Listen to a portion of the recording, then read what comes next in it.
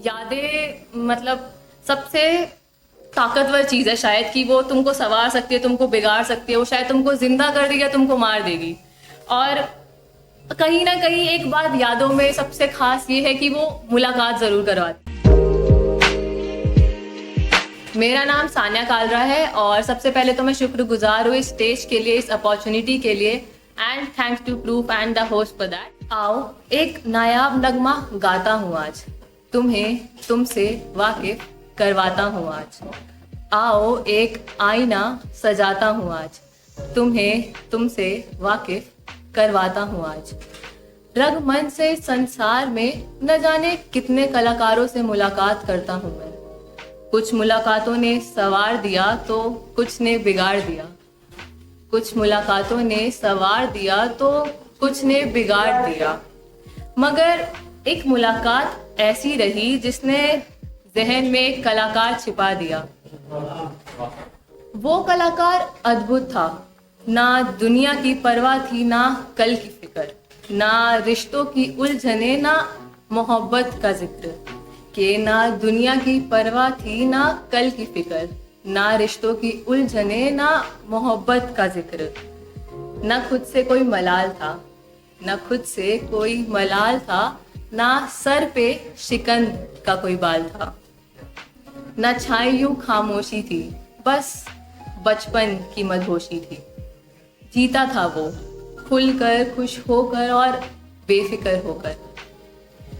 फिर एक रोज उम्र ने दस्तक दी, फिर एक रोज उम्र ने दस्तक दी, कल के सवाल के साथ।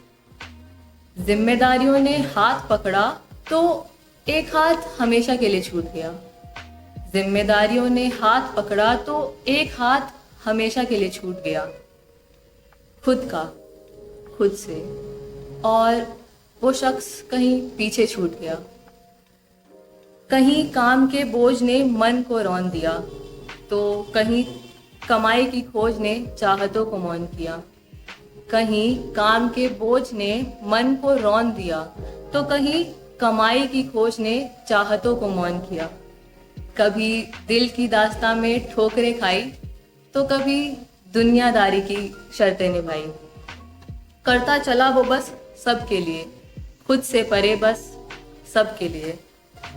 सच्चाई में फरेब देखा, रिश्ते, चेहरे और मतलब का वो खेल देखा।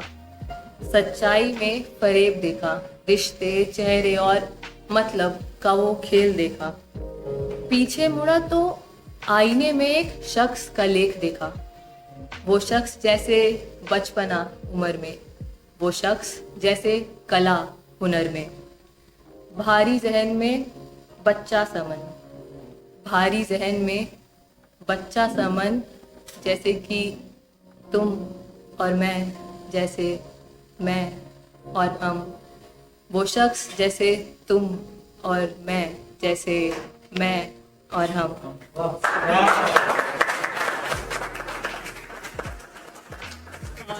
एक और चीज लिखी है कि एक घर वो होता है जहां हम रहते हैं और एक घर वो होता है जहां हम महफूज रहते हैं। और वो घर जरूरी नहीं कोई जगह हो, शायद एक शख्स, शायद एक एहसास या एक साथ, मगर जब वो घर टूटता है तो उससे जुड़ी सारी चीजें बिखर जाती है और वो घर कभी घर नहीं रहता।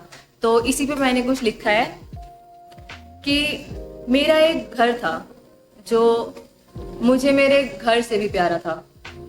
वो जो घर था वो अब घर नहीं है, या शायद है मगर मेरा नहीं है।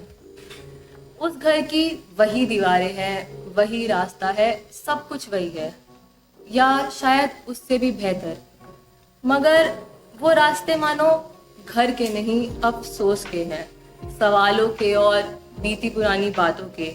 वो दीवारें दीवारें नहीं, बस घुटन की दीवारें हैं। उस घर से मैं अकेला नहीं लौटता, उस घर से मैं अकेला नहीं लौटता, अकेला मैं लौटता हूँ। अब तो साल हो गया है कि मेरा घर जाने का मन नहीं करता, क्योंकि अब वो घर घर नहीं लगता। खैर, पता है, एक वो घर था जहाँ मैं सबसे ज्यादा बोलता था, और अब बस घर ही है जहाँ मैं सबसे ज़्यादा भूलता हूँ। ये मतलब सबसे ताकतवर चीज़ है शायद कि वो तुमको संवार सकती है, तुमको बिगाड़ सकती है, वो शायद तुमको जिंदा कर देगी या तुमको मार देगी। और कहीं ना कहीं एक बात यादों में सबसे खास ये है कि वो मुलाकात जरूर करवाती है। यादों की याद में अक्सर याद आ जाती है, बंद आंखों के पहरे में अक्सर तेरी याद आ जाती है। यादों की याद में अक्सर याद आ जाती है, बंद आंखों के पहरे में अक्सर तेरी याद आ जाती है। यूं तो मैं भूल चुका हूँ कुछ महसूस करना, मगर इन सुन सन्नाटे में भी तेरी याद आ जाती है। मेरे गालों को हाथ लगाना तेरा, तुझ में यूं सिमट जाना मेरा, वो हाथों में हाथ लाना तेरा और पूरे साल तुझको तकते जाना मेरा। यादों की बातों में यादें बनाना तेरा, हर एक याद में मुस्कुराना तेरा। उन यादों की बात में यादें बनाना तेरा और हर एक याद में मुस्कुराना तेरा।